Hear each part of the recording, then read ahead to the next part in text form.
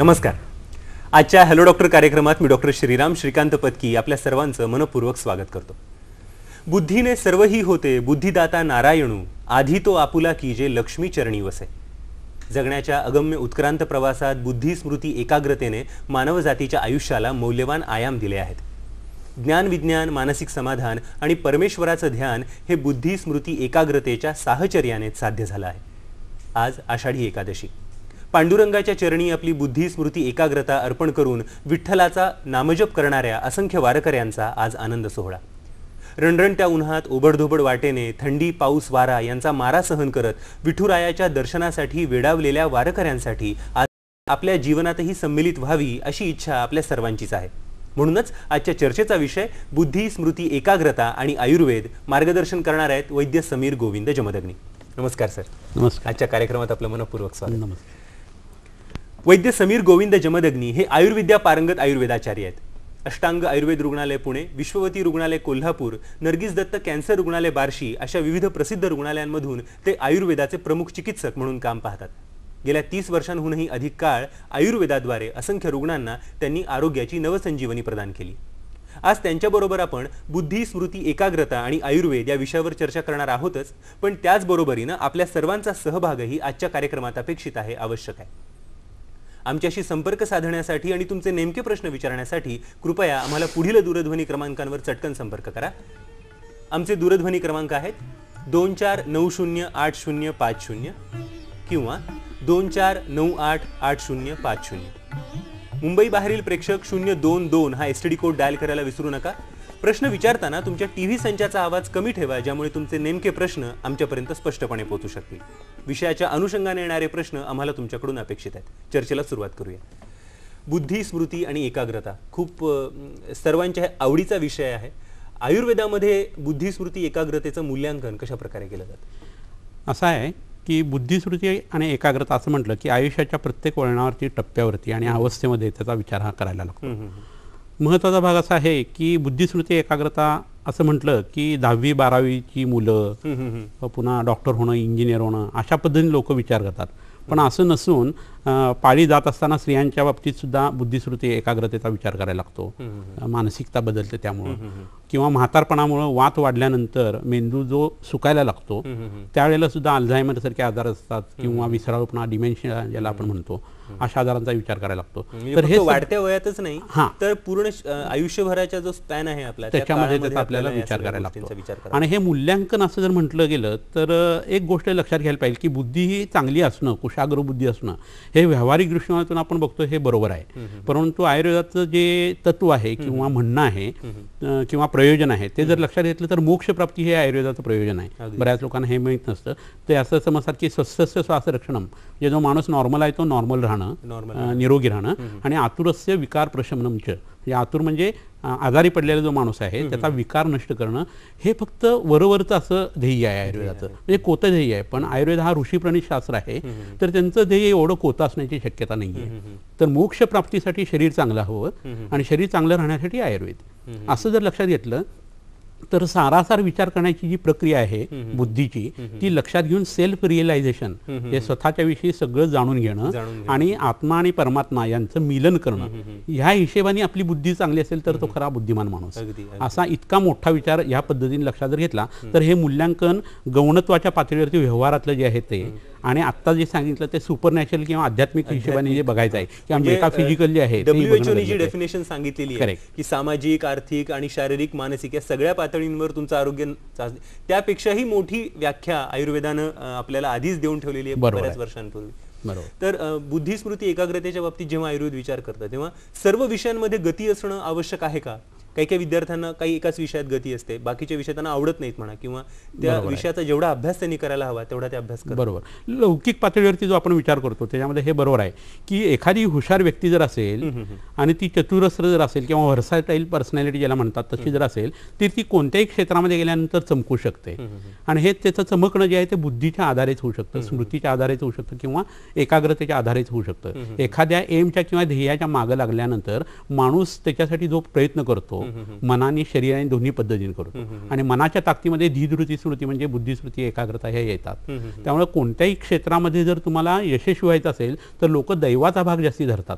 तो तसा नसून त्याच्या बुद्धीचा तो भाग आहे. डिसिजन मेकिंग कॅपॅसिटी जी आहे ती महत्वाची आहे. पूर्वी झालेल्या गोष्टी ज्या आहेत किंवा इतिहास जो आहे त्यातनं तुम्हाला समजणाऱ्या गोष्टी तुम्हाला लक्षात घ्यायला लागतात. आणि एकदा एम ठरल्यानंतर त्याच्या मागं तुम्ही कसं लागताय, परस्यूट कसं करताय, ह्याच्यानुसार तुम्हाला यश जर येत असेल तर कुठेही गेल्यानंतर हुशार व्यक्ती ही उत्तम पद्धतीचं काम करते. मग ती डॉक्टर होईल किंवा इंजिनियर होईल किंवा आर्टिस्ट होईल, चित्रकार होईल, कोणत्याही गोष्टी होतील. कलेच्या बाबतीतला काही भाग जो आहे तो इतर गोष्टीशी संबंधित असा असू शकतो आयुर्वेदाच्या हिशोबाने. पण बुद्धिमान माणूस हा कुठेही गेला तरी चमकणार हे नक्की आहे. हिरा जसा चमकतो तसा. अल्बर्ट आइन्स्टाईन जसं म्हणाले होते की इंटेलिजन्स इज 1% ऑफ युअर तुमची बुद्धिमत्ता जी आहे ती आणि बाकी 99% तुमचा परसिव्हरन्स आहे. बरोबर आहे. तर त्या दृष्टीनं पण आपण ह्याच्याकडे पाहिलं. असं होतं कधी कधी की माझं डोकं चालत नाही रे, बरोबर, असं आपले मित्र किंवा आपल्या जवळपासची मंडळी आपल्याला म्हणतात. तर ते नेमकं काय आहे डोकं चालत कसं आहे? आता बऱ्याच लोकांना गणित हा विषय जड जातो. पण त्याच्यामध्ये ॲझम्पशन जी असतात हे असं ॲझ्युम करू तर हे मानायचं कसं हेच लोकांना समजत नाही. पण एकदा ते करायला लागले आणि 100 वेळा जर खूप अवघड गणितं सोडवली गेली तर मग 101 वेळा तुम्हाला हे जमायला लागतं आणि काय मानायचं हे समजायला लागतं. एस्पेशली थेरम्स किंवा प्रमेयामध्ये हा प्रश्न नेहमी येतो. आणि मग माणूस पटकन हातपाय गाळत असतो किंवा मुलं पटकन हातपाय गाळतात. तर त्याच्या मागं लागून अभ्यास म्हणजे काय, सतत करायची गोष्ट म्हणजे अभ्यास असं जर असेल तर गणित हा विषय जेवढा मेंदूशी संबंधित आपण धरतो, बुद्धीशी संबंधित धरतो, त्याच्यापेक्षा तो प्रयत्नाशी जास्ती संबंधित असा आहे. आणि या सगळ्या गोष्टींचा संबंध जो आहे तो आपल्या बुद्धिस्मृती एकाग्रतेत येत असतो. तिन्ही गोष्टींशी आहे. अगदी विभिन्न प्रकृती ज्या मानवी शरीरात असतात, वात प्रकृती म्हणा किंवा पित्त प्रकृती म्हणा, तर त्यांचा या बुद्धिस्मृती एकाग्रतेवर काही परिणाम? हा खूप चांगला प्रश्न आहे. कारण आयुर्वेदानुसार वेगवेगळे पदार्थ शरीरातले किंवा द्रव्य आपण ज्याला आयुर्वेदामध्ये म्हणतो त्याचे काही गुण सांगितलेले आहेत. तसा आत्मा किंवा जीवात्मा जो आहे त्याचेही गुण सांगितलेले आहेत. असं लक्षात घ्या की परमात्मा जो आहे तो अनादि अनंत निर्गुण निराकार असा सांगितलेला आहे. परंतु जीवात्मा ज्यावेळेला शरीरामध्ये येतो त्यावेळेला त्याचे गुण सांगितलेले आहेत. म्हणजे ते द्रव्य धरलेलं आहे. खाद्यज्ञात्मा मनकालो दिशस्य द्रव्य संग्रह, त्याच्यामध्ये आत्म्याचं वर्णन केलेलं आहे. तर ह्याच्यामध्ये सुख दुःख इच्छा द्वेष प्रयत्न ज्ञान किंवा बुद्धी असं त्याचा एक गुण सांगितलेला आहे. आणि हा जर गुण त्यांनी जर सांगितलेला असेल तर आपल्याला जी बुद्धी प्राप्त होतीये ही बरीचशी अनुवंशिकतेच्या आधाराने आपल्याला बघायला लागते. परंतु त्याच्याबरोबर आपण जे खातो पितो वागतो आणि आईच्या पोटामध्ये आपण तयार होत असताना जे वेगवेगळे भाव आपल्यावरती परिणाम करतात त्याचाही विचार आपण करणं गरजेचं असतं. त्यात मातृज भाव असतो, पितृज भाव असतो, रसज सात्वज सात्मज आहारज असे जे सांगितले त्याच्याबरोबर एक आत्मज भाव म्हणून सांगितलेलं आहे. तर त्यातून येणाऱ्या ह्या घटना असतात. त्यामुळे जो जीवात्मा आपल्या शुक्रशोनी संयोगामध्ये किंवा स्त्रीबीज आणि पुरुषबीज एकत्र येताना त्याच्यामध्ये जातो त्याच्यानुसार त्याची बुद्धी ठरणं हे होतं. त्यामुळे खूप अशिक्षित असे लोक आहेत आणि त्यांच्या पोटी खूप हुशार मुलगा आलेला आहे जन्माला, असं जे घडतं ते ह्या गोष्टीमुळे घडतं. आणि ह्याच गोष्टीमुळं आयुर्वेदामध्ये सांगितलेले बीजसंस्कार आणि गर्भसंस्कार हे ह्या विषयाच्या अनुरोधाने त्यांच्याकडे बघणं हे गरजेचं आवश्यक आहे. अगदी खरं सांगताय सर तुम्ही.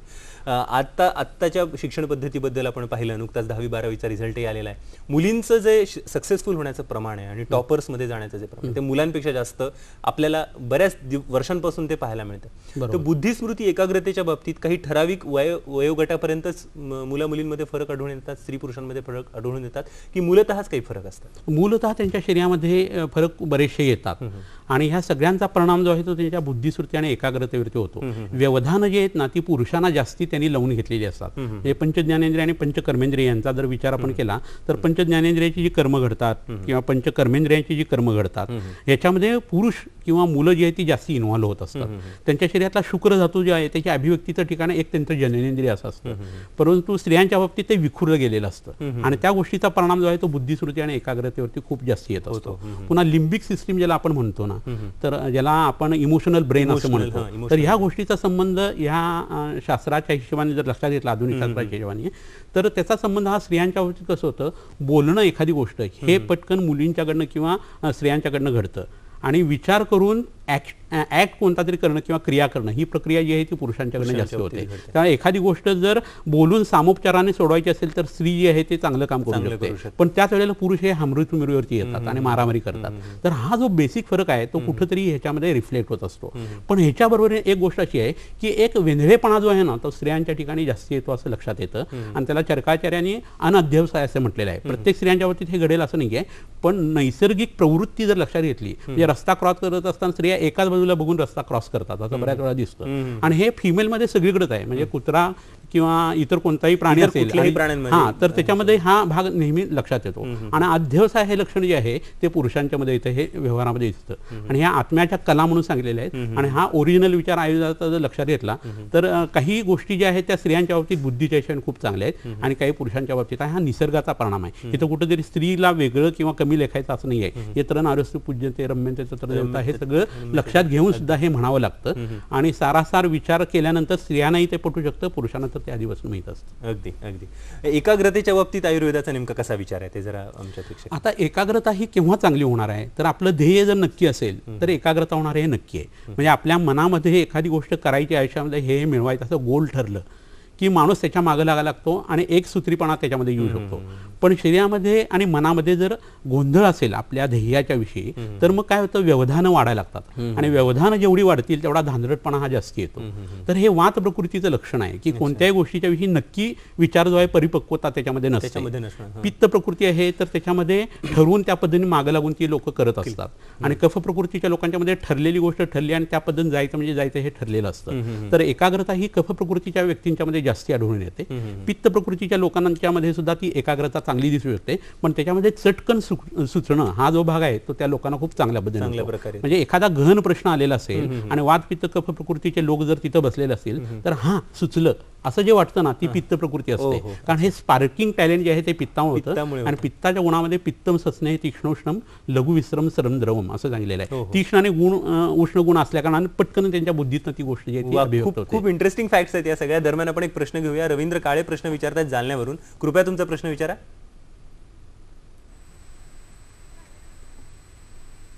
हा, नमस्कार सर. बोला रवींद्रजी. प्रश्न असा होता की एखादं व्यक्तिमत्व कमीत कमी किती मेमरी मध्ये स्टोरेज करू शकेल? ओके, धन्यवाद. आपला प्रश्न समजला, धन्यवाद. ते असं प्रश्न विचारतायत की एक व्यक्ती आपल्या मेंदूमध्ये अंदाजे किती प्रमाणात मेमरी स्टोअर करू शकेल? आता खरंच जर बघायला गेलं तर आपण 3 ते 6% एवढाच मेंदू आपला वापरत असतो. म्हणजे आपल्या शरीरामध्ये मेंदूचं जर प्रमाण लक्षात घेतलं तर 1600 ग्रॅमपर्यंत जवळजवळ आपला मेंदूचं टिश्यू असतं. आणि त्याच्यामध्ये फक्त 3 ते 4 ते 6% फक्त नॉर्मल माणूस जो आहे ह्युमन बिईंग ते मेंदूचा वापर करत असतात. सायंटिस्ट लोक असतात ते साधारण 15% त्यांचा ब्रेन जो आहे तो वापरू शकतात. आणि संत महंत जे आहेत ज्ञानेश्वर माऊलीसारखे, तुकाराम महाराजांसारखे, हे जवळजवळ 35 ते 40% त्यांच्या मेंदूचा भाग वापरत असतात. म्हणजे तरीसुद्धा मेंदूचा कित्येक पट भाग जो आहे तो आपल्या शरीरामध्ये न वापरता तसा शिल्लक राहत असतो.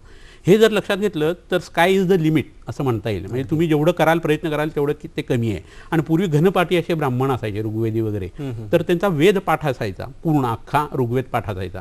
आणि मधून कुठूनही सुरुवात केली तर तिथून पूर्ण वेद म्हणून पुन्हा संपूर्ण वेद जो आहे तो तिथपर्यंत येऊन थांबायचे. असंच नसून उलटा वेद म्हणण्याची सुद्धा प्रक्रिया त्यांच्याकडे असायची. म्हणजे राम असं म्हटलं तर म रा अशा पद्धतीने त्यांचं पाठांतर असतं. तर हे आत्ता घडलेल्या गोष्टी आहेत. म्हणजे 100 वर्षापूर्वीपर्यंत अशी लोक अस्तित्वात होते, अजूनही काही असतील. कारण असे लोक जे आहेत ते प्रसिद्धीच्या मागण नसल्या कारणानं त्यांचा अभ्यास हा चालू शकतो. आणि ह्या पद्धतीत खाणं पिणं वागणं नैष्ठिकी ब्रह्मचर्य जर पाळलं गेलं, सात्विक अन्न खाल्लं गेलं तर आपल्या शरीरामध्ये आणि बुद्धीची आणि स्मृतीची कपॅसिटी आपण एवढी वाढवू शकतो की इतरांना तो चमत्कार वाटू शकतो. इतकं होऊ शकतं. अगदी अगदी. खूप छान उत्तर दिलं तुम्ही त्यांच्या प्रश्नाचं सर. ही चर्चा आपण अशीच पुढे चालू ठेवणार आहोत. दरम्यान घेऊ एक छोटीशी विश्रांती. तुम्ही कुठेही जाऊ नका, पाहत राहा हॅलो डॉक्टर. नमस्कार. हॅलो डॉक्टरमध्ये पुन्हा एकदा तुम्हा सर्वांचं मनपूर्वक स्वागत. बुद्धी, स्मृती, एकाग्रता आणि आयुर्वेद मार्गदर्शन करतायत आपल्या सर्वांच्या खूप चांगल्या परिचयाचे झालेले वैद्य समीर गोविंद जमदग्नी. सर, बुद्धी, स्मृती, एकाग्रतेमध्ये पंचकर्माचा कशा प्रकारे उपयोग केला जातो? हा एक खूप छान प्रश्न आहे. असं आहे की बुद्धी, स्मृती, एकाग्रता ही जी गोष्ट आहे ती शरीरामध्ये अभिव्यक्त कोणत्या गोष्टींनी होते, कोणत्या गोष्टीच्या माध्यमातून होते हे बघणं हे खूप गरजेचं आहे. आणि त्याच्यामध्ये आयुर्वेदाने जे सप्त धातू सांगितले आहेत, रस, रक्त, मांस, मेद, अस्थि, मज्जा आणि शुक्र, त्यापैकी मज्जा धातू जो आहे त्याच्या साह्याने बुद्धी, स्मृती आणि एकाग्रता जी आहे ती मेंदूच्या वाटे व्यक्त होते असं होतं. आता हा एवढा मोठा मेंदू संपूर्ण शरीराची कंट्रोल ठेवता असं आधुनिक शास्त्र म्हणतं. पण जेव्हा मेंदूवरती ऑपरेशन्स होतात त्यावेळेला मेंदूला काही ते समजत नसतं, त्याला संवेदना नसते. याचाच अर्थ असा आहे की या मेंदूवरती कंट्रोल ठेवणारी एक वेगळी कोणती तरी पॉवर आहे आणि ती आयुर्वेदानुसार वात दोष असं सांगितलेली आहे. वायुस्तंत्र यंत्रधरा प्रवर्तक चेष्टानाम उच्चोच्चानाम नियंता प्रणिताच्या मनसा, म्हणजे मनावरती कंट्रोल ठेवणार तो आहे. करता गर्भाकृती म्हणजे गर्भाची आकृती कशी तयार व्हायला पाहिजे, त्यातल्या कंजनायटल ॲनोमलीज वगैरे ह्याच्यावरती कंट्रोल जे आहे ते सुद्धा त्या वात दोषावरती अवलंबून आहे. आणि ह्या वाताची उत्तम ट्रीटमेंट म्हणजे पंचकर्मातला बस्ती नावाची ट्रीटमेंट आहे. त्याच्यासाठी दुसरं उत्तम औषध जे आहे ते तेल आहे किंवा तूप आहे. त्यातलं तूप जे आहे ते बुद्धिस्मृती आणि एकाग्रता वाढवणार आहे. त्यामुळे पोटामध्ये तुपाचा, गाईच्या तुपाचा, गावठी गाईच्या तुपाचा वापर करणं आणि पंचकर्मातला बस्ती जो आहे तो उत्तम पद्धतीने वापरणं ही अतिशय उत्कृष्ट ट्रीटमेंट बुद्धिस्मृती एकाग्रतेसाठी आपण करू शकतो. लहानपणापासून जे संस्कार केले जातात त्या संस्कारांचा आणि बुद्धिस्मृती एकाग्रतेचा कसा काय संबंध? खूप जवळचा संबंध आहे. असा आहे की आपल्या 6 ते 6.5 महिन्यापर्यंतचा जो कालावधी असतो गर्भावस्थेमध्ये असताना, त्यावेळी मेंदूवरती फारशा सुरकुत्या नसतात. असं नाही आहे की सुरकुत्या खूप असल्या तरच माणूस हुशार असतो वगैरे असं म्हटलं जातं. पण ठीक आहे, त्याच्यामध्ये काही तथ्य आहे असं म्हणायला काही हरकत नाही आहे. परंतु आता उंदीर आहे, कुत्रा आहे, तर ह्यांच्या मेंदूवरती फारशा वळ्या नसतात, तरी सुद्धा त्यांच्या तल्लकपणा त्या पद्धतीने त्या योनीमध्ये आपल्याला आढळत असतो. तर हे लक्षात घेता 6.5 महिन्यानंतर 7 महिन्याचं झाल्यानंतर त्या मेंदूतल्या टिश्यूंची वाढ खूप झाल्यानंतर ह्या वळ्या ज्या आहेत त्या बुद्धीवरती तयार होत असतात. पण हे लक्षात घेऊन आयुर्वेदाने बीजसंस्कार सांगितलेले आहेत. तर आईने पहिल्यापासून जर ब्राह्मी वनस्पती इथं मी एक आणलेली आहे, उदाहरण मला असं वाटतं की ती दाखवायला हवी. तर त्या वनस्पतीचं वर्णन थोडक्यात आता मी तुम्हाला करून दाखवतो. तर ही जी वनस्पती आहे याचे 2 प्रकार असतात. एक नीरब्राह्मी म्हणून असते आणि दुसरी जी आहे ती ही मंडूकपर्णी ब्राह्मी नावाची वनस्पती आहे. तर ह्या वनस्पतीचा रस हा अतिशय उत्कृष्ट मेधावर्धन म्हणजे बुद्धी वाढवणारा असा आहे. आणि पहिल्या दिवसापासून म्हणजे दिवस राहिलेले आहेत असं लक्षात आल्यानंतर रोज ह्या वनस्पतीचा रस जर 1 चमचा पोटामध्ये घेतला गेला तर मुलाच्या बुद्धीवरती तर चांगला परिणाम होतो, स्मृतीवरती होतोच, पण त्याच्यापेक्षा इम्युनो सिस्टीम जी आहे ती चांगली ऍक्टिव्हेट होते, आईची सुद्धा आणि बाळाची. आणि त्याच्याबरोबरीनं त्या मुलाचा रंग जो आहे तोही उत्तम पद्धतीने सुधारू शकतो. तर हे बीजसंस्काराच्या वेळेलाच करायचं काम आहे. असं झालं की नंतर जन्माला आलेले जे मूल आहे त्याच्यासाठी लेहन संस्कार नावाचा एक संस्कार केला जातो आयुर्वेदानुसार. आणि त्याच्यामध्ये लक्ष्मणा नावाची वनस्पती, वेखंडासारखी वनस्पती जी आहे ती वापरली जाते. ती आपण इथं आणलेली आहे मुद्दा म्हणून आपल्याला मला वाटतं. दरम्यान एक प्रश्न घेऊया सर पटकन आपण. शुभम पुढारे प्रश्न विचारतात अकोल्यावरून. कृपया तुमचा प्रश्न विचारा.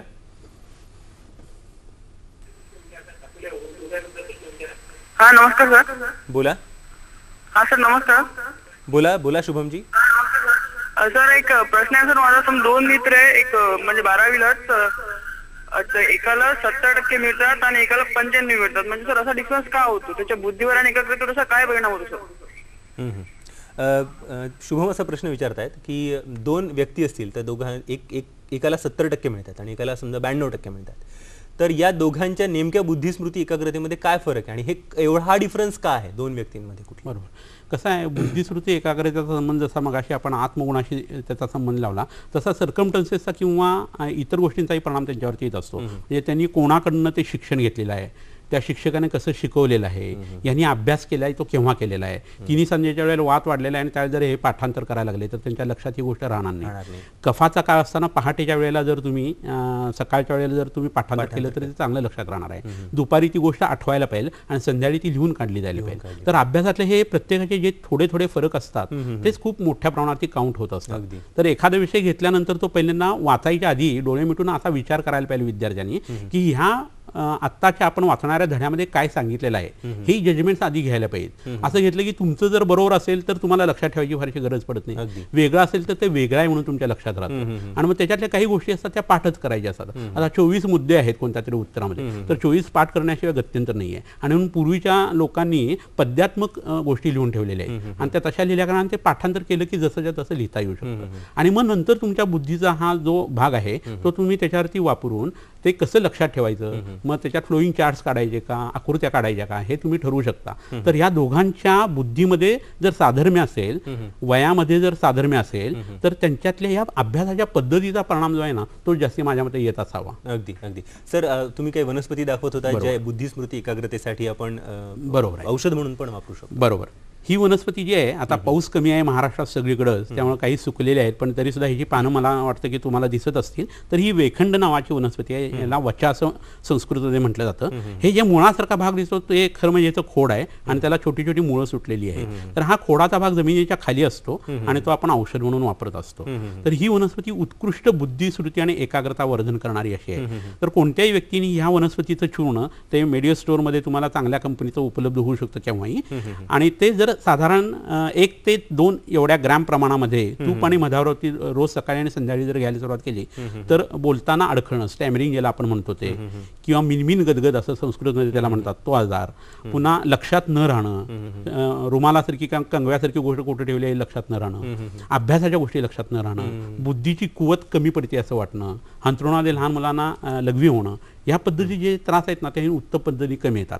फिट्स येणारा जो आजार आहे ज्याला अपस्मार असं म्हणतात किंवा मराठीमध्ये मिरगी म्हणतात, तो सुद्धा या वनस्पतीच्या सहाय्याने खूप चांगल्या पद्धतीने. आपल्याला एक प्रश्न येतो सर, दरम्यान तो प्रश्न घेऊया. शहाबाज खान प्रश्न विचारतायत खोपोलीवरून. कृपया तुमचा प्रश्न विचारा शहाबाजजी. नमस्कार सर, मी शहाबाज खान बोलतोय खोपोलीवरनं. बोला. आमच्या मम्मीचं एज 44 आहे आणि त्यांची अशी कंप्लेंट असते की त्यांना मेंदू थकल्यासारखं होतं. थोडं काम केलं, एक तासभर वगैरे काम केलं की मेंदू थकल्यासारखं होतं आणि असं अनबॅलन्स झाल्यासारखं वाटतं सारखं. तर हे नेमकं सायकोलॉजिकल आहे की काय आजार आहे, हे सरांकडनं जरा माहिती करून घ्यायचं. त्यांना उच्च रक्तदाबाचा त्रास आहे का? त्यांना फोन कट गोळी चालू आहे ओके डॉक्टरची. ओके, धन्यवाद. आपला प्रश्न म्हणतात की मला असं अटॅक आल्यासारखं वगैरे मायग्रेन नाहीये. ओके तर ओके, याच्यावर आयुर्वेदिक आणि मेडिटेशन द्वारा काय सजेशन आहेत का? हे नक्की पाहिजे नक्की याचं उत्तर आपण नक्की देऊया. सेकंड प्रश्न असा आहे की स्टुडंट्स वगैरे हे जे सप्लिमेंट घेतात कॉन्सन्ट्रेशन वाढवण्यासाठी किंवा हे मेमरी शार्प होण्यासाठी, तर याचं काय पॉझिटिव्ह इम्पॅक्ट होतो का निगेटिव्ह इम्पॅक्ट पण होऊ शकतो? अगदी. आणि हे घेतलं तर मेमरीची पॉवर कमी होते का? नक्की. गायडन्स हवं. अगदी अगदी, दोन खूप महत्त्वाचे प्रश्न ते विचारतात. पहिला प्रश्न असा आहे की 44 वय आहे त्यांच्या आईचं, उच्च रक्तदाबाचा त्रास आहे, त्यासाठी गोळी पण चालू आहे त्यांना. पण त्यांना थोड्या वेळ काम केल्यानंतर मेंदू थकल्यासारखा वाटतो, थोडंसं बॅलन्स गेल्यासारखा वाटतो, एक मेंदूचं जे थकवणं असतं तशा प्रकारे त्यांना जाणवतं. तर त्याच्यासाठी काय सांगता येईल का? कसं आहे, मला असं वाटतं की पिरियड जर त्यांचा सुरू असेल तर पिरियड्समध्ये काहीतरी प्रॉब्लेम असण्याची शक्यता आहे. अत्यर्थ किंवा खूप अंगावरती जाणं अशी प्रक्रिया त्यांच्या शरीरामध्ये घडत असेल हा एक भाग. दुसरा, मांसाहार जर होत असेल त्याचा, तर त्याच्यामध्ये जे मसाले खूप टाकले जातात त्याचा परिणाम म्हणून शरीरामध्ये पित्त वाढतं आणि शरीरातला जो पित्ताचा भाग वाढल्यानंतर शरीरात धातुक्षय जर व्हायला लागला तर वात वाढायला लागतो, रस रक्त मांसमध्ये सगळेच कमी व्हायला लागतात आणि पित्त आणि वात वाढल्यानंतर ही थकल्याची भावना जी आहे ती अशी बऱ्याच वेळा येते. त्यासाठी एक उत्तम वनस्पती इथं आणलेली आहे, ती माझ्या मते तुम्हाला दाखवणं गरजेचं आहे. अगदी सर. ही वनस्पती सगळ्यांना माहीत असलेलं फळभाजी आहे आणि ह्याला कोहळा असं म्हणतात. संस्कृतमध्ये याला कुष्मांड असं म्हणतात. कुष्मांड म्हणजे काय, ज्याच्यामध्ये थोडी सुद्धा उष्णता नाही असं हे फळ आहे. ह्याची पेठा नावाची मिठाई केली जाते. तर त्यांच्या आईसाठी हे पाळीची तक्रार जर असेल आणि आत्ता तो मेंदू थकण्याचा जो भाग आहे या दोन्हीसाठी, प्लस ह्याचा उपयोग त्यांचा रक्तदाब जो आहे तो नॉर्मल करण्यासाठी सुद्धा ही वनस्पती खूप उपयोगी आहे. तर ह्या वनस्पतीचा कुष्मांडावलेह नावाचा एक अवलेह विकत मिळतो. च्यवनप्रासारखं ते औषध असतं कुष्मांडावलेह. हा, कुष्मांडा. आणि हे सकाळी संध्याकाळी 2 वेळेला एक चमचा त्यांनी घ्यावं, तुपावरती आणि गरम पाण्यावरती किंवा दुधावरती घ्यावं. पोट जर खराब असेल, आव वगैरे पडत असेल तर ह्याचं प्रमाण थोडंसं वैद्याच्या सहाय्याने कमी करा तुम्ही आणि गरम पाण्यावरती घेणं हे जास्ती इष्ट ठरेल. तर त्यांच्या तक्रारी ज्या आहेत ते कमी होईल, त्यानुसार कमी होऊन जातील तक्रारी. सर, अजूनही काही वापरू शकतो? आत्ता मगाशी जी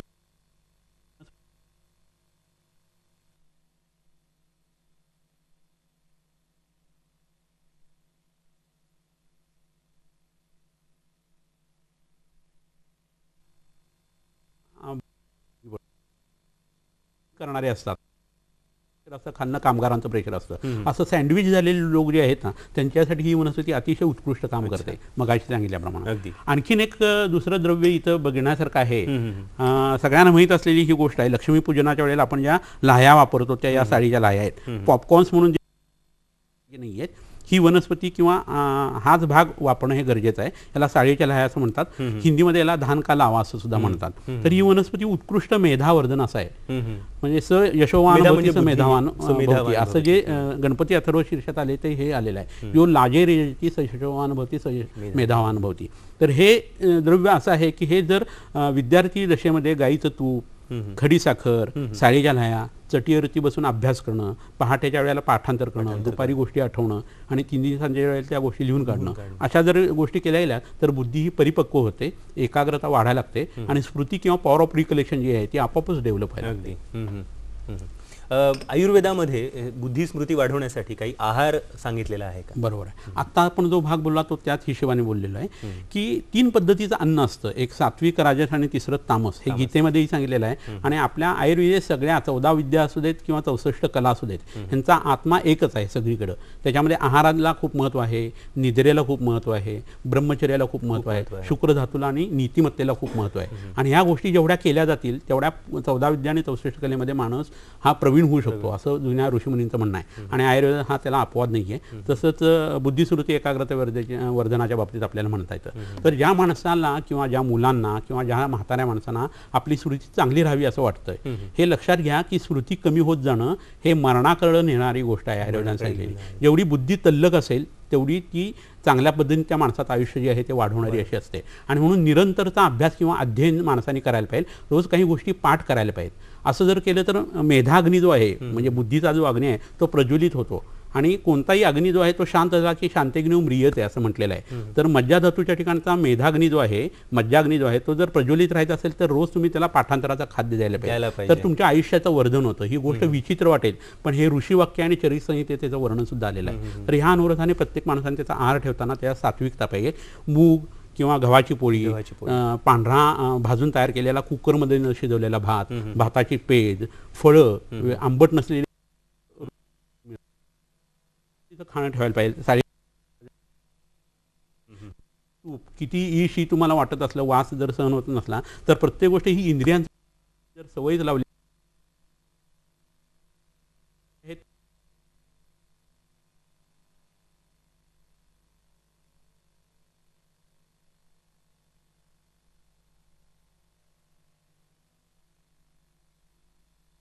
मीरा यादव प्रश्न विचारा.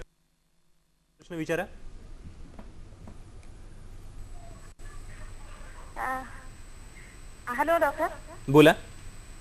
माझा प्रश्न असा आहे की माझा मुलगा 15 वर्षाचा आहे. सलगपणे प्रश्न विचारा मीराजी. हा, तर त्याला म्हणजे खूप विसरतो तो आणि अंतुनात पण लघवी करतो. तर त्याच्यासाठी बुद्धीची वाढ होण्यासाठी किंवा बुद्धी क्षमता वाढण्यासाठी त्याला एखादं आयुर्वेदिक औषध किंवा काही असं आहे का? नक्की. धन्यवाद मीराजी, तुमचा प्रश्न समजला. 15 वर्षाचा मुलगा आहे त्यांना. आणि त्या असं म्हणतात की लगेच विसरतो, थोडासा अभ्यास केला की लगेच विसरतो. आणि अंथरुणात लघवी होण्याची जी तक्रार आहे ती या वयातही अजूनही त्याला आहे. तर यासाठी काही औषध आहे? बऱ्याच वेळा कसं होतं, आई वडील हे कामाला जात असतात आणि चौकोनी कुटुंब हल्ली असतं. आजी आजोबा हे कुठेतरी खेडेगावात असतात किंवा इतर कुठेतरी अनाथाश्रमात वगैरे वृद्धाश्रमात असतात.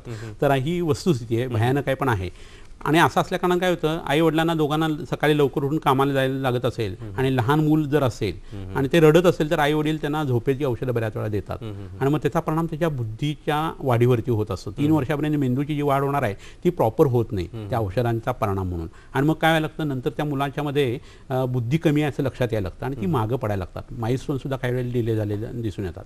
आत्ता जो 15 वर्षाचा मुलगा आहे याची पौगंडावस्था सुरू आहे. वयात येतानाचे जे बदल आहेत ते लक्षात घेता काही लक्षणं त्या मुलांच्यामध्ये आहेत का हे बघायला पाहिजे. एक म्हणजे तोंडावरती बावळेपणाचा भाव असणं, डोळ्यामध्ये स्क्विंट असणं किंवा तिरळेपणा असणं, डोळ्यातून घाण खूप येणं, तोंडातून लाळ गळणं, एखाद्या गोष्टीची माहिती सांगत असताना तिसरीकडेच लक्ष असणं किंवा पोटामध्ये कृमी असणं, नाक किंवा शूची जागा सारखी खाजवणं, पालथं झोपणं, अशी जर लक्षणं असतील तर त्याचा संबंध जो आहे तो त्याच्या बुद्धिस्मृती एकाग्रतेशी आहे. तर त्याला आधी जंत पडण्याचं औषध द्यायला पाहिजे. जंतासाठी जे काही बस्ती आयुर्वेदाने सांगितलेले आहेत ते करायला पाहिजे. आणि हे केल्यानंतर मग त्याच्या शरीरामध्ये इतर काही विकृती नाही ना हे बघायला पाहिजे. तर बऱ्याच वेळा असं होतं की आईवडिलांचं जर कन्सर्न मॅरेज किंवा जवळच्या नात्यातलं लग्न असेल तर मग मुलांच्यामध्ये ज्या काही जन्मजात विकृती येतात त्याच्यात स्पायना बायफिडा नावाची एक विकृती येते आणि त्याचा परिणाम म्हणून अशी अंथरुणात शिव होणं असं घडू शकतं. पण कृमीमुळे ते घडणं हे जास्ती मला त्या मुलाच्या बाबतीत संभव वाटतं. आणि त्यासाठी एक उत्कृष्ट वनस्पती इथं आणलेली आहे की माझ्या मते आपण त्या मुलासाठी बघणं गरजेचं आहे. तर ही ती वनस्पती आहे. ही एक स्पेशालिटी आहे. सर स्वतः सगळ्या वनस्पती घेऊन येतात आणि आपल्याला त्या प्रत्यक्ष दाखवतात. तर ही वनस्पती प्रत्येकाने खेडेगावामध्ये बघितलेली असेल. निरगुडीच्या झाडावरती किंवा कोयनेलच्या झाडावरती किंवा कडुलिंबाच्या झाडावरती वेल नावाची एक वायरसारखी वनस्पती येते. आणि ही वनस्पती जी आहे त्याचा रस काढून 1 ते 1.5 चमचा एवढी, कोयनेलवरची शक्यतो घेऊ नये कारण ते कडू लागतं, परंतु त्यांनी हिवतापासारखा ताप सुद्धा या वनस्पतीने जाऊ शकतो. पण निरगुडीवरची किंवा कडुलिंबावरची ही वनस्पती आणावी आणि याचा रस काढायचा 1 चमचा, त्यामध्ये 1 चमचा तूप आणि अर्धा चमचा मध घालायचा आणि सकाळी आणि संध्याकाळी 2 वेळेला त्या मुलाला हे देणं त्यांनी सुरू करावं. ह्याच्याबरोबर एक वनस्पती आणखी दाखवणं गरजेचं आहे. एका वनस्पतीचं बी आहे ते, आणि ती वनस्पती ओली आपल्याला मिळालेली आहे मुळशीच्या जंगलामध्ये, ती आपण घेऊन आलेलो आहे. ही ज्योतिष्मती नावाची एक वनस्पती आहे. तर ही वनस्पती जी आहे, याला जी फळं लागलेली तुम्हाला दिसत आहे, ती नंतर केशरी रंगाची, लाल रंगाची अशी होतात. ह्याला पारावतपदी असे एक पर्यायी शब्द आहे. तर हिचे गुणधर्म सांगताना ऋषीमुनीने असं सांगितलं आहे की ज्योतिष्मती कटु तिक्ता सराकफ समिरजित अत्युष्णा वामनी तीक्ष्णा वन्नी बुद्धी मती प्रदा. वन्नी, बुद्धी आणि मती हे वाढवणारी ही वनस्पती आहे. तर ह्या वनस्पतीचं तेलही विकत मिळतं. ते 2 थेंब रोज सकाळच्या वेळेला उठून त्या मुलाला तुपातून द्यावं, तर त्यांच्या ज्या दोन्ही तक्रारी आहेत त्या कमी होऊ शकतात, कमी होतील. खूप छान मार्गदर्शन करतायत सर. सरांचा जो पूर्ण पत्ता आहे आणि त्यांच्याशी संपर्काचा जो नंबर आहे तो आपण या कार्यक्रमाच्या शेवटी देणारच आहोत. दरम्यान घेऊया एक छोटीशी विश्रांती. तुम्ही कुठेही जाऊ नका, पाहत रहा हॅलो डॉक्टर. या अल्पशा विश्रांतीनंतर हॅलो डॉक्टर मध्ये पुन्हा एकदा तुम्हा सर्वांचं मनपूर्वक स्वागत. ब्रेकच्या या दरम्यानच्या काळात एक फोन आलेला आपल्याला. रघुनंदन मोहिते प्रश्न विचारतायत अलिबागवरून. रघुनंदनजी, तुमचा प्रश्न विचारा.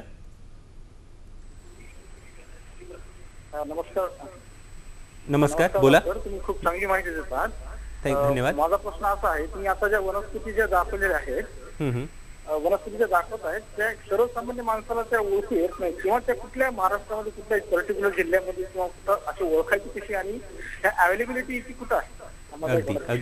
अगदी धन्यवाद रघुनंदनजी. खूप इंटरेस्टिंग प्रश्न विचारलाय त्यांनी. हा जो प्रश्न मला तो सुद्धा सर तुम्हाला बऱ्याच दिवसांपासून विचारायचा आहे. या वनस्पती ज्या तुम्ही आणता त्या कुठून जमवता, आणि ओळखणं तर हा अभ्यासाचा भाग आहेच समजा, पण यांचं प्रोडक्शन किंवा यांची निर्मिती कुठे होते? बरोबर, हा खूप छान प्रश्न विचारलेला आहे, आणि अशा प्रश्नांची उत्तरं देण्यातूनच हा कार्यक्रम जास्त खुलत असतो. असं आहे की पूर्वी परड्याची संस्कृती होती. म्हणजे पहिल्यांदा मोठा दरवाजा असायचा, अंगण, पडवी, माजगर, सोपा, आणि नंतर परस असायचं, आणि त्या परसात ह्या सगळ्या वनस्पती असायच्या. पण आता आपण फ्लॅट सिस्टीममध्ये गेल्या कारणाने ह्या सगळ्या गोष्टी ज्या आहेत त्या कुंडीच्या स्वरूपात कुठेतरी त्या वनस्पती असतात. गावाला गेले की पाणी घालायचं राहून जातं, घरचे लोक लिमिटेड झालेले आहेत, आणि या सगळ्या गोष्टी ज्या आहेत त्याच्यापासून आपण वंचित व्हायला लागलेलो आहे. पण तरी तुम्हाला एक मुद्दामून आनंदाची बातमी सांगतो की आपलं विश्व या नावाने सुरुवात झालेली जी म्हणून दवाखाने आहेत महाराष्ट्रामध्ये, आणि ते भरपूर आहेत. 25,000 विद्यार्थी साधारण आतापर्यंत तयार झाले आहेत आपल्या दवाखान्यात, आणि ह्याचं एक जाळं जे नेटवर्क ते संपूर्ण महाराष्ट्रावर पसरलेलं आहे. तर कोणत्याही विश्व या नावाने सुरू झालेला जो वैद्याचा दवाखाना आहे तिथे, किंवा इतर वैद्य सुद्धा खूप छान पद्धतीने माहिती सांगू शकतील. आपल्या याच्यात खूप मोठ्या मोठ्या परंपरा ज्या आहेत महाराष्ट्रामध्ये त्या झालेल्या आहेत. नानन सरांची परंपरा आहे, कोल्हटकर सरांची परंपरा आहे, गाडगे सरांची परंपरा आहे, बागेवडे सरांची परंपरा आहे. तर ह्या सगळ्या परंपरेतल्या वैद्यांना ह्या सगळ्या गोष्टीची खूप जाण आहे. तर त्यांच्याकडे जाऊन तुम्ही या वनस्पती ज्या आहेत त्या विचारू शकता. ह्याच्यासाठी वनौषधी गुणादर्श म्हणून एक पुस्तक आहे, किंवा आयुर्वेद संग्रह नावाचं एक पुस्तक आहे वाघ देसाईंचं.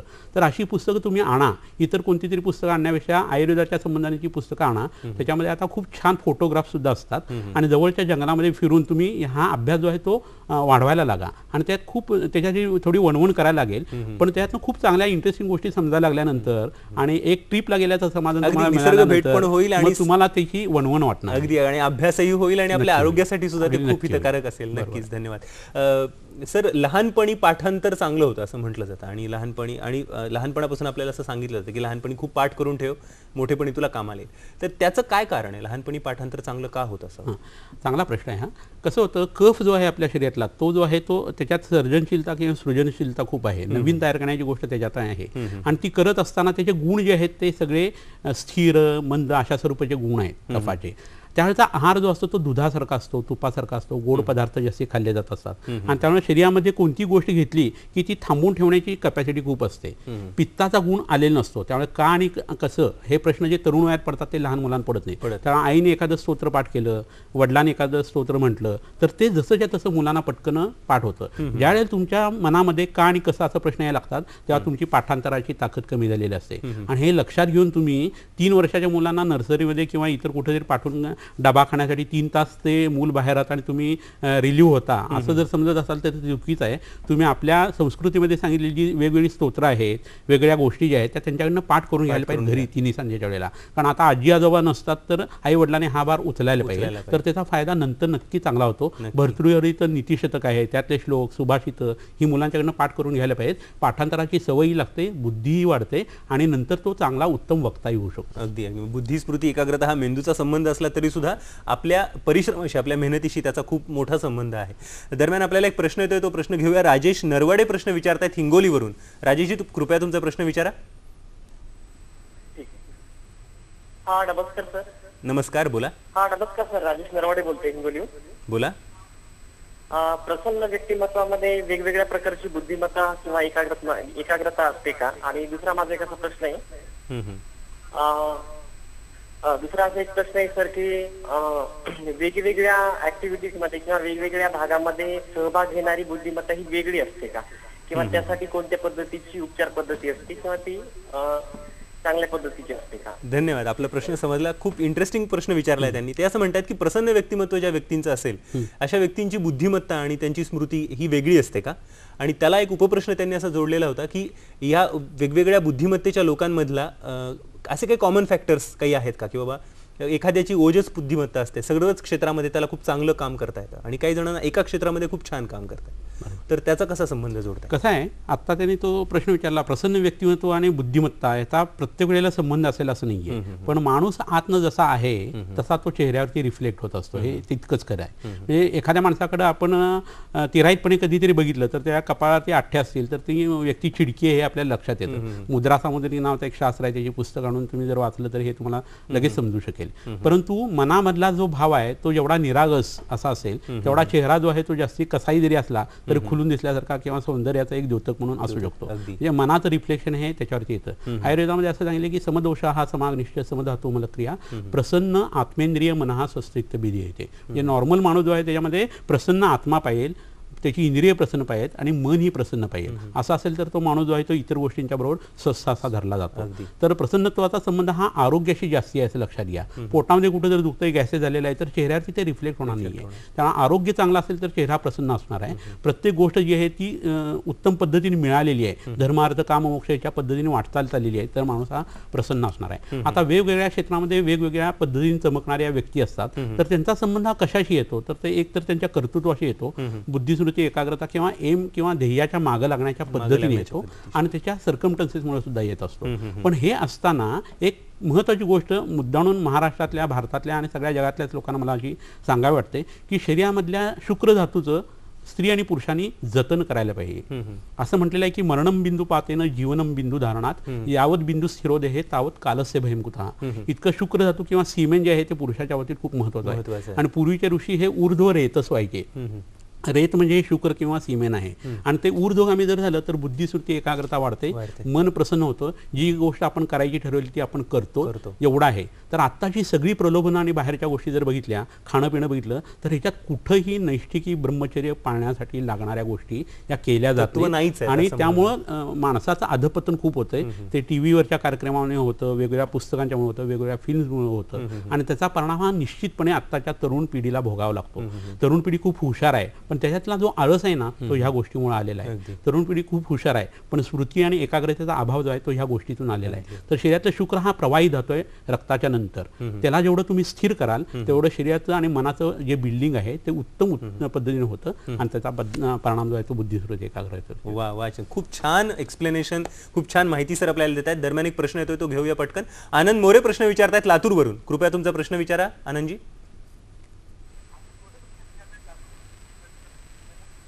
हॅलो सर, नमस्कार. नमस्कार, बोला.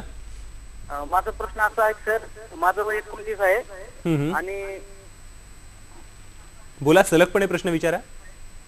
माझा प्रश्न असा आहे सर, माझं वय 29 आहे आणि 25 वर्षापर्यंत सर माझी बुद्धी चांगली होती, आकलनशक्ती होती, पण नंतर माझी कमी होत चालली सर. दिवस माझ्या लक्षात राहत नाही, बोलण्यामध्ये तोतरेपणा येतो, अशक्तपणा वाटतो, बुद्धीमध्ये काम करू वाटत नाही, आळसपणा येतो, माझी बुद्धी चालत नाही. थोडक्यात प्रश्न सर. 29 वर्षाचं वय आहे त्यांचं. 25 वर्षापर्यंत त्यांना असं वाटतं की खूप चांगल्या प्रकारे खूप चांगले रिफ्लेक्सेस आणि आठवत होतं. त्याच्यानंतर गेल्या 4 वर्षात थोडा बोलण्यात तोतरेपणा यायला लागलाय. असं मला असं वाटतं की आत्मविश्वास थोडासा कमी झाला असावा कुठल्या एखाद्या घटनेमुळे. बरोबर आहे. आता कसं आहे, बुद्धितत्व हे आपण जे धरतो ते सांख्यांच्या अनुसार सृष्टी उत्पत्ती क्रम जर बघितला तर प्रकृती पुरुष पहिल्यांदा एकत्र येतात, नंतर मग महत्त्व म्हणजे बुद्धितत्व तयार होतं आणि ते तेजाचं म्हणून सांगितलेलं आहे. तर आपल्या शरीरातला जाठराग्नी एवढा चांगला असेल ना तेवढा आपल्या शरीरातली बुद्धी, मनाची जी ताकद आहे ती चांगली राहते, बुद्धिस्मृती एकाग्रता चांगली राहते.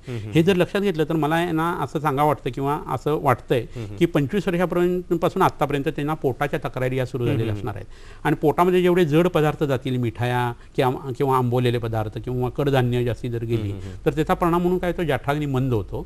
त्याच्यामध्ये आम नावाचा एक चिकट पदार्थ तयार होतो आणि आम शरीरात उत्पन्न झाला की वाक्संग म्हणजे बोलताना अडखळणं वगैरे जे म्हणतायत ना ते सुरू होतं. लहान मुलांना ज्यावेळेला खूप जुलाबून जातात जातात किंवा ताप येऊन जातात त्याच्यानंतर ती मुलं स्टॅमरिंग करायला लागतात असं व्यवहारात दिसतं. तर ह्या गोष्टीचा निसंशय संबंध जो आहे तो आपल्या जठराग्नीशी आहे. तर त्यांनी आधी पोट चांगलं करण्यासाठी औषधं जवळच्या वैद्यांच्याकडे घ्यावीत, पोटातला तो आम पचवून टाकावा, हलकान्न खावं, संध्याकाळचं जेवण जरा कमी करावं. त्याच्याबरोबर एक इथं उत्कृष्ट वनस्पती आणलेली आहे, ती मुद्दामून तुम्हाला दाखवतो. ही अक्कलकारा नावाची वनस्पती आहे आणि ही आकार करब असं इथं संस्कृत नाव आहे. आणि ही जी वनस्पती आहे त्या वनस्पतीचं चूर्ण मधातून आणि तुपातून जिभेला जर चोळायला सुरुवात केली आणि नंतर ते पोटामध्ये घेतलं तर त्यांचं बोलण्याची जी प्रक्रिया आहे ती चांगली व्हायला लागेल आणि त्यांचं पोट जे आहे ते सुद्धा सुधारायला लागेल आणि आता जो आत्मविश्वास त्यांना कमी वाटतोय तो सुद्धा हळूहळू त्यांचा बिल्टअप व्हायला सुरुवात होऊ शकेल. तर बुद्धी कमी होण्याचं वय तुमचं आता नाही आहे, तुम्ही काळजीच करू नका. कारण 30 नंतर मेंदू जो आहे तो म्हातारा व्हायला लागतो आणि 60 पर्यंत तो खूपच म्हातारा होत असतो. त्याच्या आधी आपण ह्या गोष्टी करून सुधारून घ्यायला पाहिजे. आणि एकदा पोट चांगलं झाल्यानंतर तुम्ही गाईचं तूप, च्यवनप्राश, ब्राह्म्य रसायन अशी चांगली आयुर्वेदिक औषधी आहेत ती जवळच्या वैद्याकडनं किंवा कोणत्याही कंपन्यांची घ्या आणि वैद्याच्या सल्ल्याने जर घरच्या घरी घेतले तर तुमचा हा प्रश्न आत्ता जो आहे तो तुम्हाला भेटतो. फारच छान, खूपच छान मार्गदर्शन करतायत सर. आनंदजी, मला असं वाटतं तुम्हाला तुमच्या प्रश्नाचं खूप चांगलं आणि समाधानकारक उत्तर मिळालं असेल. दरम्यान आपल्याला एक प्रश्न येतोय तो पटकन घेऊया. महेश देशपांडे प्रश्न विचारतायत वर्ध्यावरून. तर आपला प्रश्न विचारा महेशजी. हॅलो, बोला. Hello sir. बोला बोला. नमस्कार. महेश देशपांडे बोलतो वर्धेवरून. बोला सर, माझी मुलगी आहे 5 वर्षाची आणि तिला म्हणजे अभ्यासाचं काही हे नाहीये, म्हणजे कॉन्सन्ट्रेशन तिला नाहीये, एकाग्रचित्ता नाहीये बिलकुल.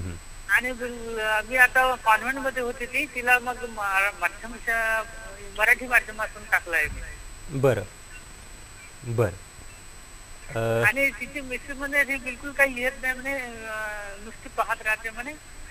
आणि बाकीच्या इतर ऍक्टिव्हिटी मध्ये तिचं फार लक्ष लागते, जसं सायकल चालवणं, बाकीची इतर सर्व खेळणं वगैरे, पण अभ्यासातच तिला गोडी नाही. अभ्यासाची गोडी नाहीये सर. ही एक मला असं वाटतं अंदाजे 70 ते 75% पालकांची अशी एक तक्रार असते की आमची मुलं अभ्यास करत नाहीत, बाहेर लक्ष असतं, कधी सायकलमध्ये, कधी स्पोर्ट्समध्ये, कधी डान्समध्ये, गाण्यांमध्ये. अभ्यास, पुस्तक घेऊन अभ्यासाला बसणं हा एक थोडासा क्वचित प्रकार मुलं करतात असं पालकांची तक्रार आहे. काय कारण आहे सर आणि उपाय काय? कसं होतं, शिकण्याची पद्धत जी पूर्वी अध्यापन सांगितलेलं आहे ते कधी 4 भिंतीच्या आड असं सांगितलेलं नाही. रवींद्रनाथ टागोरांचा जो विचार असायचा ना तो पूर्वीच्या ऋषीमुनींनी आधीच अनुभवलेला आहे की आपले आयुर्वेदातले सगळे ग्रंथ जे आहेत ते पार्श्वे हिमगत शुभे, म्हणजे हिमालयाच्या निसर्गरम्य अशा वातावरणामध्ये ते ऋषी आपल्या ऋषीपुत्रांना किंवा शिष्यांना शिकवायचे. तर निसर्गामध्ये राहून शिकायला पाहिजे तर मुलं चांगल्या पद्धतीने शिकतात. करिअर तयार करण्यासाठी कोणता तरी करिक्युलम करायचा आणि मागा लागायचं असं जे स्वरूप असतं ना त्याच्यामुळे हे प्रॉब्लेम जास्त येतात. तर अशा मुलांसाठी काय करायला पाहिजे, 25 जणांच्या मध्ये बसून एखादा शिक्षक शिकवतो असं म्हणण्यापेक्षा ते मूल समोर आहे आणि त्याच्यासमोर ती शिक्षिका बसली किंवा शिक्षक बसलेला आहे, शक्यतो शिक्षिका. कारण मुलींना किंवा स्त्रियांना जो एक समर्पणाचा भाव आहे तो खूप मोठा असतो, त्यामुळे मुलं त्यांच्याकडनं चटकन शिकतात. आणि डोळ्यात डोळे घालून जर शिकवलं गेलं तर त्यांच्या मुलाचा हा प्रश्न, मुलीचा प्रश्न सुटू शकेल. इथं वनस्पती आणली सगळ्यांना माहीत असलेली. 2 पद्धतीने ह्या प्रश्नाचं उत्तर मी देऊ इच्छितो.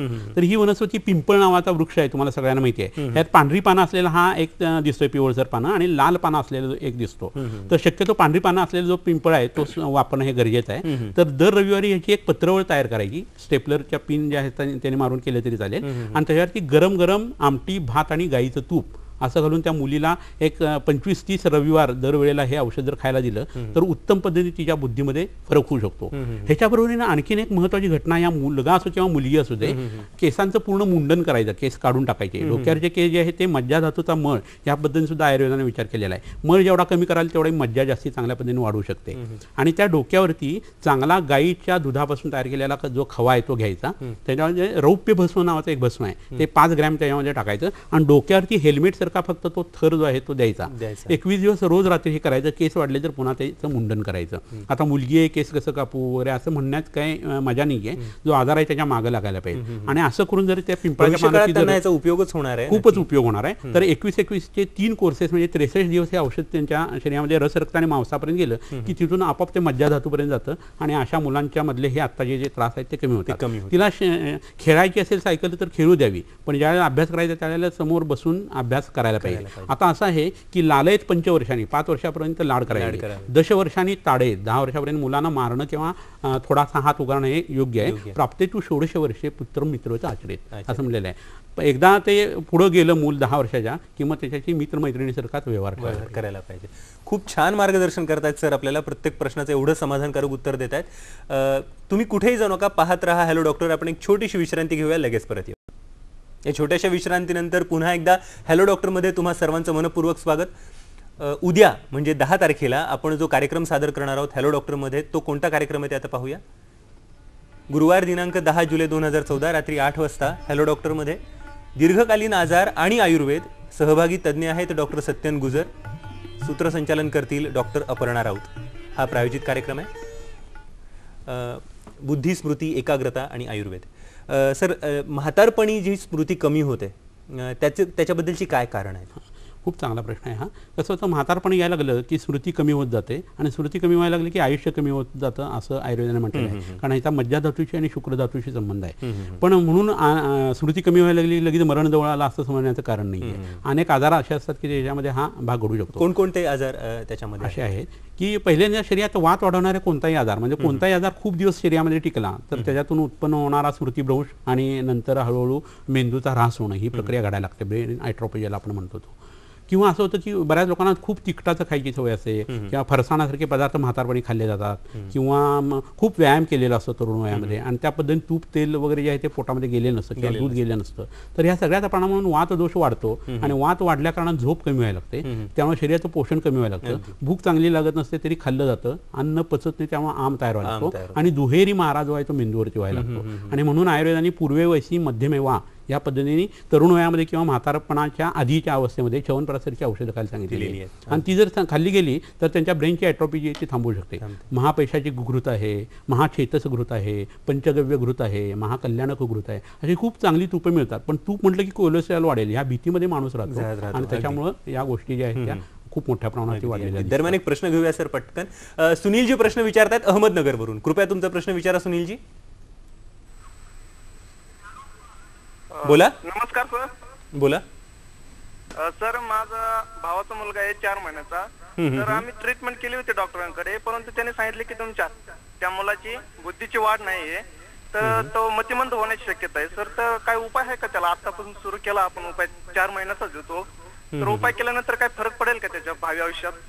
अगदी धन्यवाद. आपला प्रश्न समजला सुनीलजी. ही गंभीर समस्या आहे थोडीशी. मतिमंदत्व आहे असं ते म्हणतायत. डॉक्टरांनी तसं निदान केलेलं आहे. 4 महिन्याचं वय आहे. तर अशा मुलांसाठी काही विशेष उपचार, औषधोपचार आहेत? बरोबर आहे. खरं हे दिवस राहण्याच्या आधीच हे करायला पाहिजे.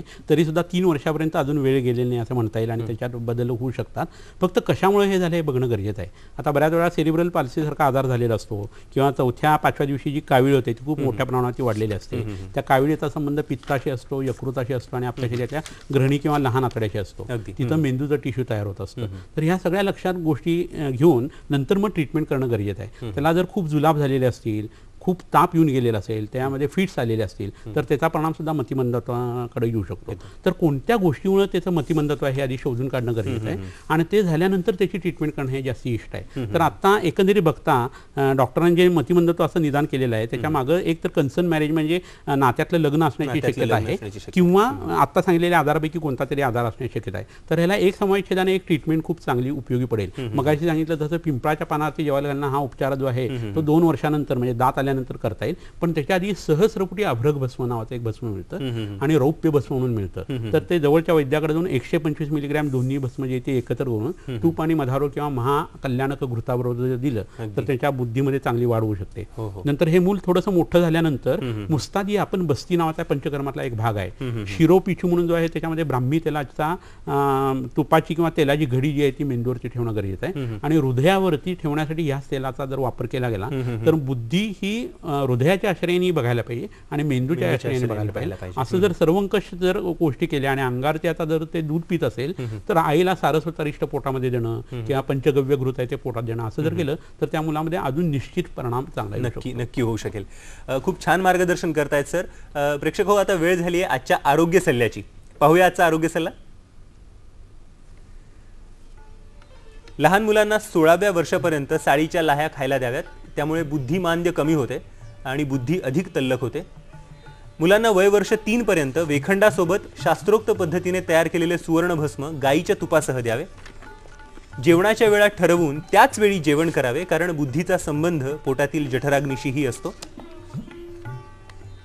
अडखळत बोलणाऱ्या मुलांच्या जिभेला अक्कलकारात चूर्ण मधासह चोळावे. श्रीखंडाबरोबर सोमासव घेतल्यास लहान मुलांचा हट्टी स्वभाव कमी होतो आणि बुद्धी अधिक तल्लख होते. स्मृतिवर्धनासाठी ज्योतिषमती तेल किंवा मलिकांगणी तेल दररोज सकाळी 1-1 थेंब तुपासह घ्यावे. एकाग्रता वर्धनासाठी त्राटक, जलनेती, हिमसागर तेल डोक्याला लावणे असे उपचार करावेत. हा होता आजचा आरोग्य सल्ला. ज्या आमच्या प्रेक्षकांना वैद्य समीर जमदग्नी यांच्याशी सरळ संपर्क साधायचा आहे त्यांच्यासाठी प्लीज त्यांचा पत्ता लिहून घ्या.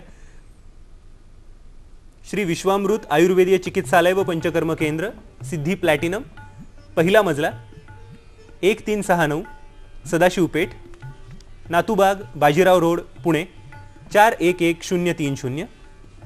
दूरध्वनी क्रमांक आहेत 020-244-30259. भ्रमणध्वनी क्रमांक आहेत 09595810727 किंवा 080873479221. ज्या डॉक्टरांना आमच्या हॅलो डॉक्टर कार्यक्रमात सहभागी व्हायचं आहे त्यांनी दूरदर्शनचा पत्ता नोंद करून घ्या. आमचा पत्ता आहे निर्माता हॅलो डॉक्टर, दूरदर्शन केंद्र Worli, Mumbai 400030. Email address hellodoctor@ddkmumbai@gmail.com. बुद्धी, स्मृती, एकाग्रता एकंदर या तिन्ही गोष्टी वाढवण्यासाठी आमच्या सर्वसामान्य प्रेक्षकांना काय सल्ला द्या? असं आहे की पहिलं तर अन्न त्यांनी सात्विक करायला पाहिजे. आहार, निद्रा आणि ब्रह्मचर्य या 3 उपस्तंभावरती किंवा खांबावरती आपलं सगळं आयुष्य चाललेलं असतं. तेव्हा आहार हा सात्विक पाहिजे. निद्रा म्हणजे झोप जी आहे ती रात्री 10ला झोपून पहाटेच्या वेळेला उठणं, म्हणजे साधारण 3:30 पासून 5:30 पर्यंत जास्तीत जास्त झोप व्हावी. दुपारी झोपायला नाही पाहिजे. मांसाहार जितका कमी कराल आणि कांदा लसूण जितका सोडाल, आता एकादशी आहे त्यामुळे हे सांगणं जास्त गरजेचं आहे.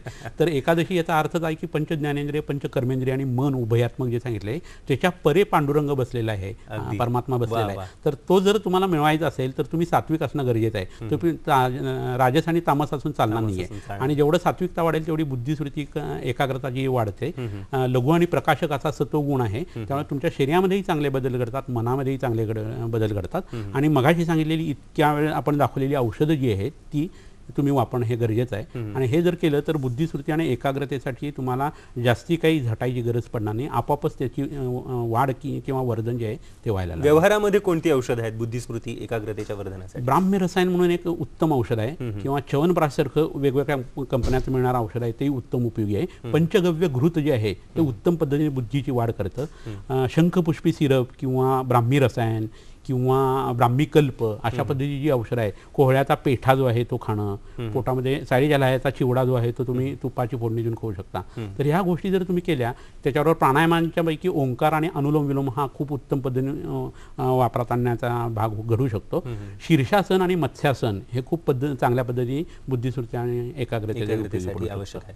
मंत्रचिकित्सा हा जो एक भाग आयुर्वेदामध्ये पण सांगितलेला आहे, त्याचा आणि बुद्धिस्मृती एकाग्रतेचा काय संबंध आहे? खूप जवळचा संबंध आहे. मंत्रामधली जी अक्षरं आहेत ती आपल्या षटचक्रांच्या मध्ये जी वेगवेगळी दळं सांगितली आणि त्याच्यावरती जे स्वर सांगितलेले आहेत त्याच्या अनुरोधाने असतं. आणि ते लक्षात घेता प्रज्ञावर्धन स्तोत्र किंवा गायत्री मंत्र जो आहे तो जर म्हटला गेला चांगल्या ब्राह्मणाकडनं जर तुम्ही दीक्षा घेऊन तर त्याचा उपयोग होऊ शकतो. अगदी खूप छान मार्गदर्शन केलंय सरांनी आज आपल्याला. प्रेक्षक हो, शिवाजी महाराजांनी राज्यशास्त्र हा विषय अभ्यासासाठी घेतला नव्हता. तानाजी आणि बाजीप्रभू देशपांडे हे काही इतिहासाचे विद्यार्थी नव्हते. संत ज्ञानेश्वर, तुकाराम यांना काही मराठी भाषेची कुठली शिष्यवृत्तीही प्राप्त नव्हती. परंतु परिस्थितीच्या या सर्व गोष्टींशी निगडीत न राहताही, समाजाच्या या घटित गोष्टींशी निगडीत न राहताही या लोकांनी पृथ्वी तलावर येऊन अभूतपूर्व कार्य केलेली आहेत. ती केवळ त्यांच्या बुद्धी, स्मृती, एकाग्रतेमुळेच साध्य झालेली आहे. आयुर्वेद असंख्य मार्गांनी, असंख्य उपाययोजनांनी तुमच्यापर्यंत बुद्धी, स्मृती, एकाग्रता वाढवण्यासाठी येत आहे. तुम्ही त्याचा आपल्या जीवनात स्वीकार करा आणि आपलं जगणं अधिक समृद्ध करा. धन्यवाद सर, तुम्ही आज इथे आलात आणि आमच्या प्रेक्षकांना इतकं उत्तम मार्गदर्शन दिलं. त्याबद्दल सह्याद्री वाहिनीतर्फे आणि आमच्या सर्व प्रेक्षकांतर्फे मी आपले मनपूर्वक आभार मानतो. धन्यवाद. नमस्कार.